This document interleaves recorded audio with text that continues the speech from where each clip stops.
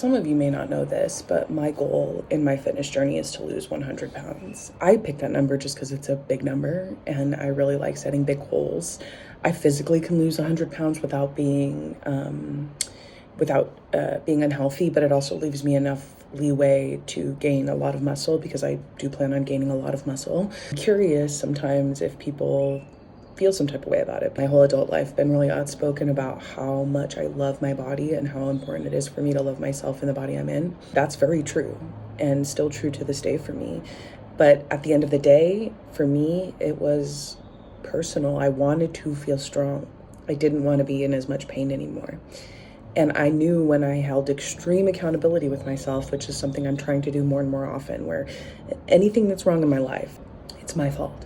Whether or not it's my fault or not, it's my fault, because that allows me to have the power to change it. And I started to think about my pain and my body and my inability to do things I wanted to do, like hike with my friends or walk around places with my husband because I can't keep up with him, or even just get on a plane and sit through a flight comfortably as a comic. I already have enough issues getting on planes with my flight anxiety. Just to remove one level of discomfort was important to me. And I just wanted to feel strong. I, in my early 20s, was a bit of a gym rat. I was very into lifting weights. When I left high school, I was very into lifting weights. It has always been good for my mental health. There's all these studies coming out now about how people on the ADHD and autism spectrum do respond positively to lifting heavy weights in addition to any other treatments that you're doing. But even my niece was one of my biggest inspirations. She found working out and the self-discipline I've seen in a teenager that I couldn't even have as a 30-year-old was so unbearably motivating. And my cousins are two of the coolest, strongest athletes I've ever met in my life. Seeing my cousin's dedication, especially Nick, his dedication to eating right and programming his exercise, but not just lifting heavy, because he is a beast, he's lifting heavy, but warming up and stretching and mobility and all of the things that matter to being an athlete. I want to, for the first time in my life, feel like an athlete. And it just so happens that Nick's girlfriend was a personal trainer. So I thought, you know what, the universe is giving me pretty much no excuse not to go for the thing that I've been wanting to do for a long time. I could not lose another pound. I'd be really mad because I'm working really hard, but I could not lose another pound and I would still show up for the gym because of the way that it's made my life different. Everything. I cannot tell you. Amen, brother. I cannot tell you how different my anxiety levels are, how much more manageable my mental health is now. If you know me in my personal life and you've spent some time with me recently and you're really close with me, you might have even noticed that I'm just not as intense as I used to be because I'm not as high strung. I get it all out in the gym and I actually get to be present and enjoy my life. I'm not always feeling like I have to overstimulate myself with a podcast and music and a show. Perfect timing. My husband bought me a vinyl player and I'm challenging myself to listen to a whole vinyl before I scroll on my phone. And that was really fun this morning. I listened to Riot, Paramore, which is one of my favorite albums of all time. I have SZA Control coming today. Ow, I cracked my neck. And my husband got me Lizzo Special and a Trixie album.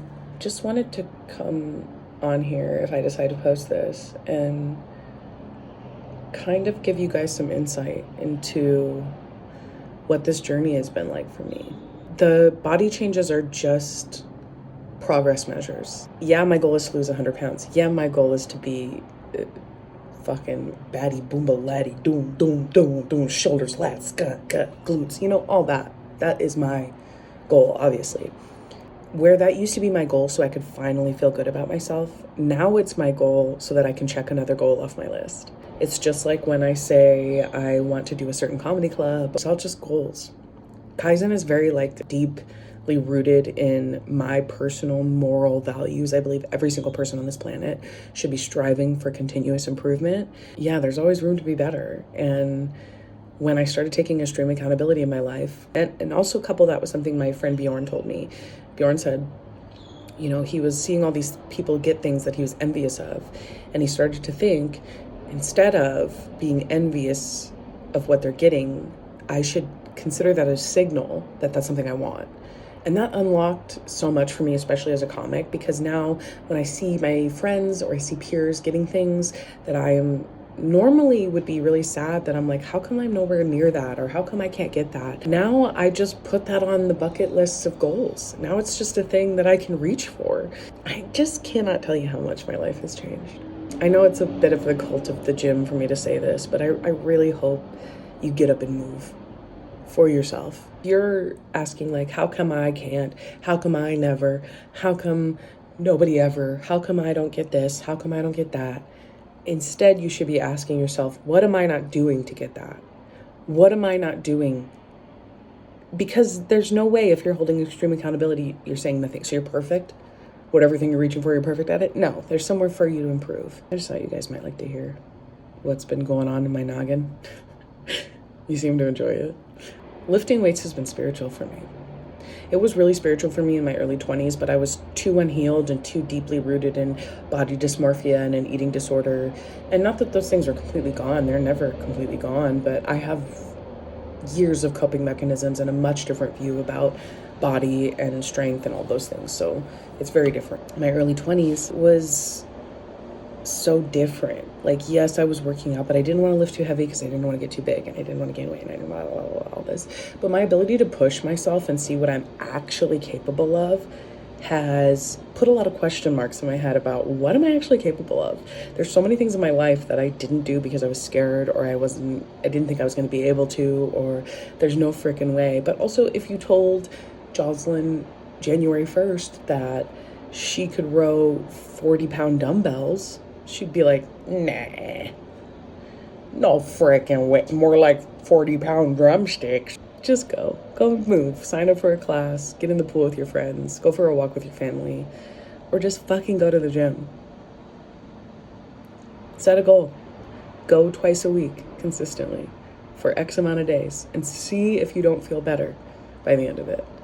If you want to get all the results I'm getting, I work out 4 times a week in the gym. I do 2 active rest days, and I have 1 full rest day. And some people might seem like that's a lot, but I think that some days I wish I had another day in the gym. So it seems like a lot now, but what seems like a lot to you today is nothing. That 40-pound dumbbell, I know in 2 weeks, if I really want, it's gonna feel like nothing. You know what? We can do this. Anything. We can do it. It feels like there's so much tragic shit in the world. It seems irrelevant to worry about ourselves sometimes, but at the end of the day, we only have this life, we only have this body, and we cannot do anything good in this world if we don't take care of both of those things first and foremost. That's my TED Talk. Guys, bye.